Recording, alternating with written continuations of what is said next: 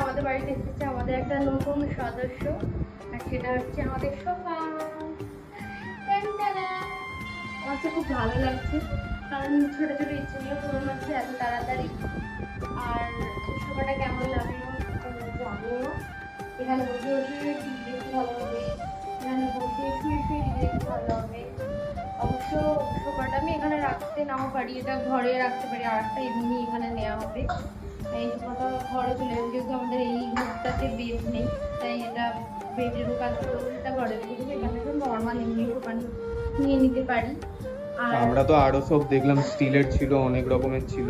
হ্যাঁ, স্টিলের গুলো আমরা দেখছিলাম, কিন্তু আমার খুব একটা স্টিলের ভালো লাগে না। আমার একটু বেশ কাঠের জিনিস, মানে একটু দেরি হবে কিন্তু একটু কাঠের জিনিসই আমার পছন্দ। তাই এটাই নিয়েছে। এটা কেমন লাগছে, এটা বেড হিসাবেও করা যায়। ওরা যে এখান থেকে এটা বেড হবে।